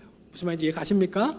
내세도 없고 영계도 없고 영혼도 없고 그 어떤 형이상학적 진리도 없고 자연이 전부고, 우리는 자연에서 살아나온 자연 물질 생명체에 불과하다면 이 생명체 속에서, 뇌라는 이 기관 속에서 일어나는 그 일이라는 것은 그냥 신경화학 물질이 기뻐서 이 물질 나요, 슬퍼서 저 물질 나요. 끔찍한 장면을 보니까 이런 신경화학 작용이 일어나고 있네요. 그게 다 something, that's all. 그래서 뭐라 그랬어요? 그냥 just event 그랬어요. 이 사람이 그냥 사건일 뿐이다. 그럼 거기에 뭐가 없다는 거예요? 의미? 진리성? 뭐가 옳다? 나는 사람을 죽여도 돼. 아니, 난 사람을 안 죽일 거야. 그럼 얘 뇌 속에서는 그게 일어났고 얘 속에서는 그게 일어났을 뿐이에요. 거기에 누가 옳으냐, was right, 이건 없는 거예요. 그냥 자연에서 살아남은 어떤 기관체에서 일어난 신경화학적. 그렇다면 이 사람들 무신론자들인데도 불구하고 무슨 얘기하는 거예요? That's nonsense. 그건 말이 안 된다. 우리가 그렇지 않다는 걸 우린 다 잘 알고 있다. 그렇다면 인간은 맨날 그러잖아요. 참이란 무엇이냐, 진리란 무엇이냐, what's the better? 그렇다면 진리는 없다고 쳐. 그렇다면 둘 중에 뭐가 나은지는 알아야 될 거 아니냐. 그렇다면 인간은 참이 무엇인가, 진리가 무엇인가, 나음이 무엇인가를 추구하고 있는 게 아니라 인간은 뭘 추구하는 것뿐이에요. 인간의 뇌는 어떻게 살아남을 것인가, 어떻게 도태되지 않을 것인가, 어떻게 더 진화될 것인가. 인간의 뇌는 끊임없이 진화론적 성공만을 추구하고 기능하고 있을 뿐이지 거기에 진리니 참이니 배럴이라는 개념은 자리 잡을 수가 없다. 그 사람들이 그래서 뭐라 그래요? terrible. 그래서 terrible. 이것이 그렇지 않다는 것은 우리 모두가 알고 있다 그랬어요. 무신론자들이 하는 말이에요. 그래서 이 사람들이 이렇게 기울기 시작하는 게 뭐예요? 참 이상하게 저는 미안합니다. 이 생각을 할 때마다 눈물이 나요. 왜 눈물이 나냐면 사람은 사도 바울이 맞아요. 그 마음에 신존재를 부인할 수가 없어요. 단지 하나님을 두기. 감사하게도 그런 사람들이 그런 어떤 nonsense, terrible, no way 막 무신론자들이 그런 다음에 조금씩 기울기 시작하는 게 어쩌면 이게 제가 아까 말한 거예요. 이거는 진화 과정에서 단세포가 꿈틀대다가 생명을 유지하면서 살아남은 것의 결과물이 아니고 intelligent being, 그 어떤 intelligent being이 create, 이 말 이해하셔야 됩니다. developed가 아니고 create, 만들어낸 기관일 수도 있겠다. 나에겐 이게 좀 더 합리적인데? 이런 생각을 지금 하기 시작하는 거죠. 지금 그 얘기하는 겁니다. 그 얘기하는 거예요. 자, 그냥 결론을 낼게요. 18부니까 결론을 내야 됩니다. 이제 나머지 좀 읽어보시고 좀 더 관심이 있으면 저한테 찾아오세요. 저도 모르는 게 많지만 이야기는 할 수 있습니다. 결론은 이거예요. 과학은 좋은 애다. 기독교는 과학과 싸우지 않는다. 기독교와 과학을 싸움 붙인 건 죄성을 가지고 있는 인간이다. 그러므로 과학과 기독교는 호환할 수 있고 서로 상충하지 않고 서로 보완하면서 존재 세계를, 성경은 성경의 길로, 과학은 과학의 길로. 그러나 성경이 아까 여기서 얘기했죠? 성경이 과학 위에서 함께 갈 수 있다. 그러나 인간이 sinful human being, 죄된 인간이 과학을 들어서 성경에 놓으면서 이 구도를 만들었다. 그래서 말인데요. 사실 시간 없어서 지금 넘어간 거죠. 10페이지. 자연법칙은 여러분 잘 들어보세요. 자연법칙은 자연법칙을 설명하고 있을 뿐이지 자연법칙은 절대 자연법칙 밖에서는 어떠한 일도 일어나지 않는다는 것을 얘기하고 있지 않아요. 기적 얘기하는 겁니다. 그러니까 성경은 이걸 자연스럽게 얘기해요. 자연법칙도 있고 그 자연법칙 밖에 아무런 일도 일어나지 않는다. 자연법칙은 말하지 않아요. 근데 자연법칙 밖에서는 아무런 일도 일어나지 않는다. 예수님이 무리를 걸었다든지 디바인 빙이 휴먼 빙으로 태어났다든지 이런 날은 이런 일은 일어날 수 없어 라고 하는 것은 닫힌 자연법칙의 체계를 가지고 있는 인간이 하는 말이지 자연법칙 그 자체는 자기를 닫아놓은 적이 없다고요. 무슨 말인지 아십니까? 그래서 우리는 성경은 자연스럽게 나눠요. 그리스도가 뭘 행했다 그래요? miracle, 이적을 행하셨다. So natural, 굉장히 자연스러운 거예요. 자연법칙이 있고 자연법칙은 그대로 작동하고 있는데 이 자연법칙을 만든 그 주체가 자연법칙 밖의 일을 행하고 계신다. 성경은 굉장히 능청맞게 아무렇지도 않게 이 일을 얘기하고 열려 있어요. 자연법칙은 무슨 말인지 이해가십니까? 만약에 자연법칙 밖에서는 아무런 일도 일어나지 않는다고 주장을 하고 싶으면 자연법칙 밖에서는 아무런 일도 일어나지 않는다는 것을 자연법칙적으로 과학적으로 증명을 해야 돼요. 근데 그렇게 증명을 하지 않을 거라면 그런 주장을 하면 안 됩니다. 제가 아까도 말했지만 기적은 없어. 죽었는데 살아나다니 이렇게 말하면 안 되죠. 아까 우리 아들이 5살 때 나한테 한 질문을 저도 할 거예요. How do you know that? 그럼 그 사람 뭐라 그러는 줄 아세요? 100% 이렇게 합니다. I feel it. I believe it. I think it. Prove here. Prove.